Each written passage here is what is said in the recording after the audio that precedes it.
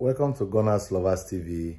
This is the period where transfer of players, rumors, deals, news about players' movement are being discussed. Benjamin Sesko is the name that is reigning. Remember the last video yesterday, we talked about Benjamin Sesko. There are even rumors on football transfer, an online newspaper, that Arsenal has even submitted a bid, an offer for Benjamin Sesko. He will cost $55 million, and that is about £45 million. The release clause for Sesko is around that amount, but we expire at the end of June. So reports now from Sky News, Germany, and all the newspaper reports, Mirror newspaper, Metro, every newspaper now, even YouTubers, if you go online now, the report now is that Benjamin Sesko favors a move to Arsenal. There are even reports also confirming that the agent has visited London, has even visited the Emirates for talks. So this period now, you see a lot of reports.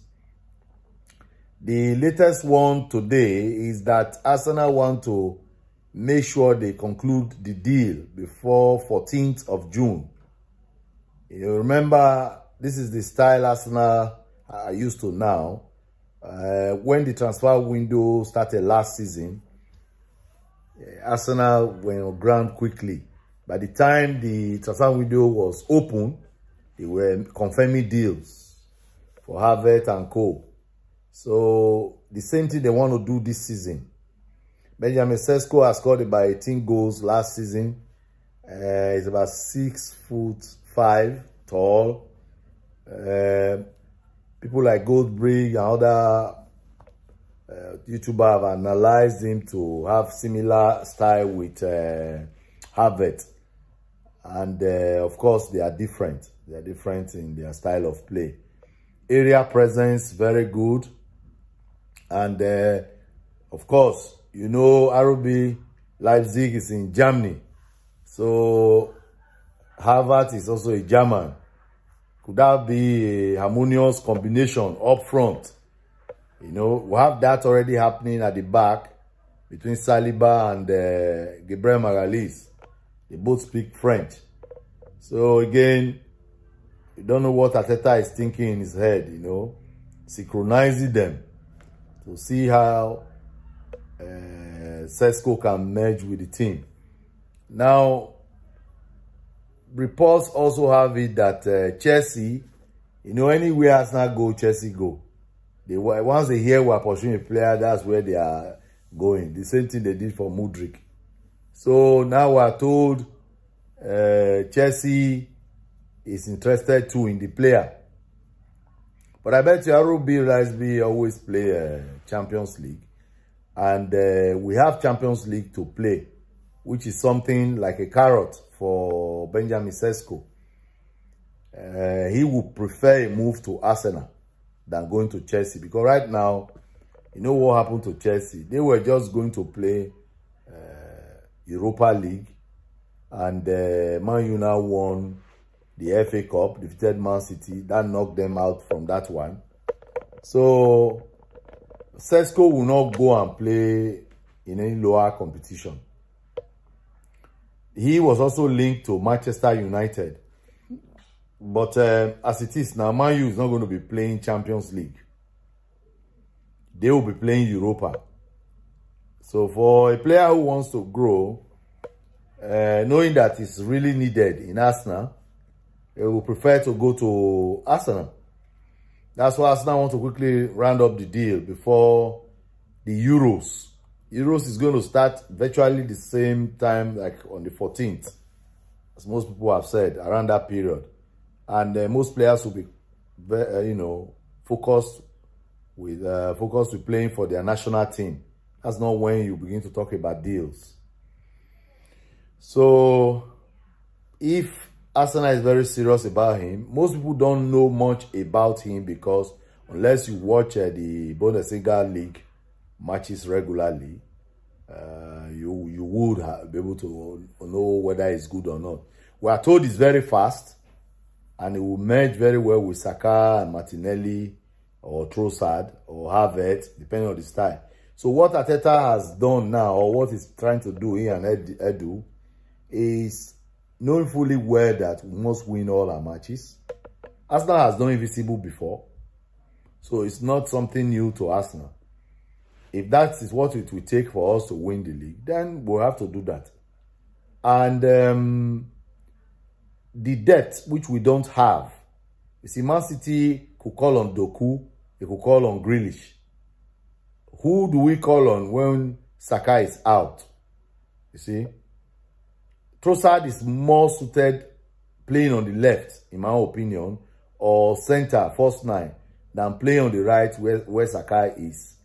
So we really need somebody who will be, give us depth. Jesus can play on both wings if the style needs to be changed. You see? So certainly we definitely need another 11. That's how I will call it. So we'll be able to compete with the likes of Man City. Now, this same transfer window, we have heard today in the news again.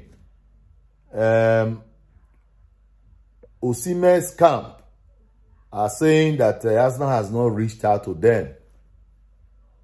Osimhen is looking forward for Arsenal to be interested in signing him. But the fee of 115 million pounds that is being discussed is too high. But it's not like Arsenal cannot change their mind and go and buy Osimhen, because they did it for Declan Rice.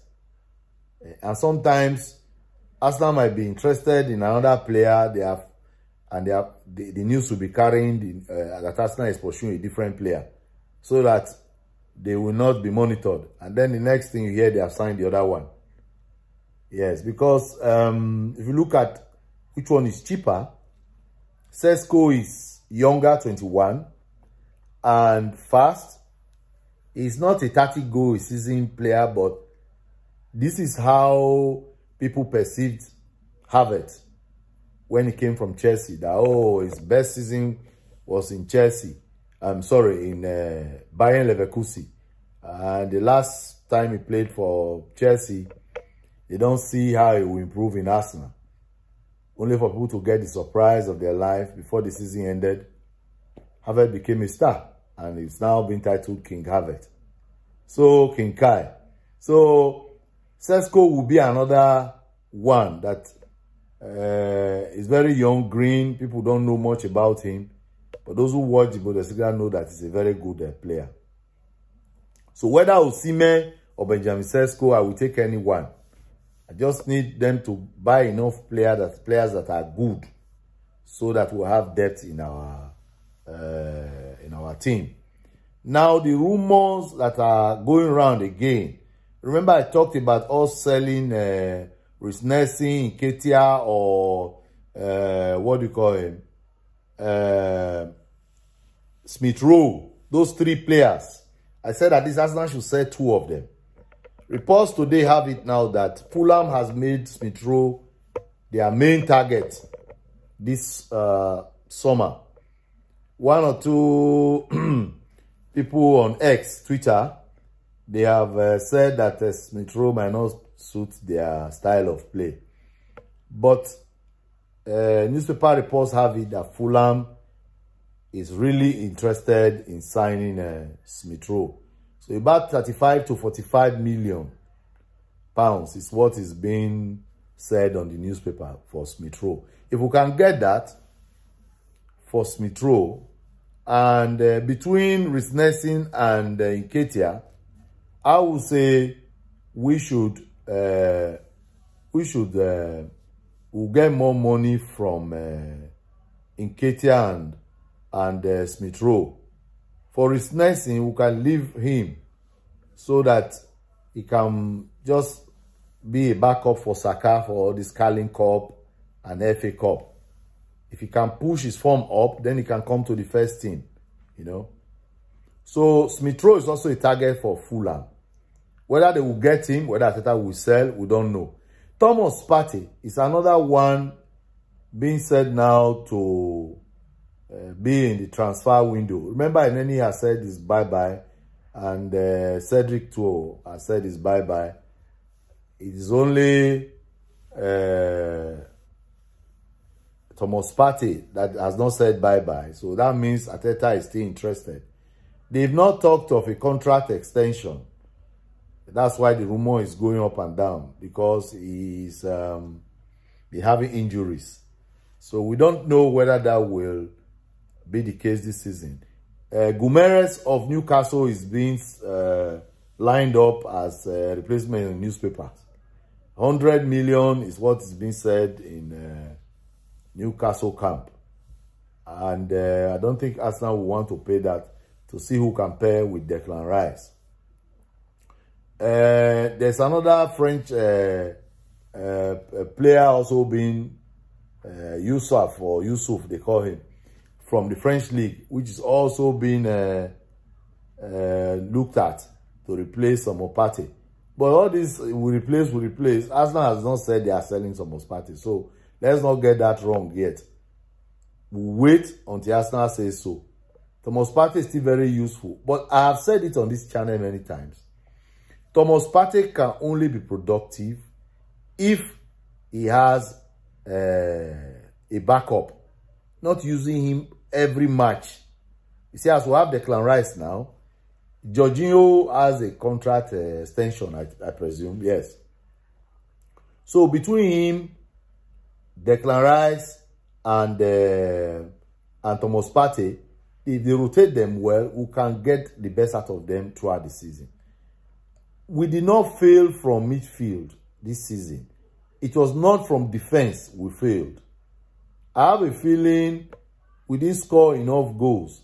And we scored many goals, don't get me wrong. We dropped our form against Aston Villa. That's where I would say, if we were sharp enough to break Aston Villa down, even with one goal as a win, we would have got here at 3 points. And it would have been a matter of goal difference and would have kicked Man City out of the race. So this is how it is as at today.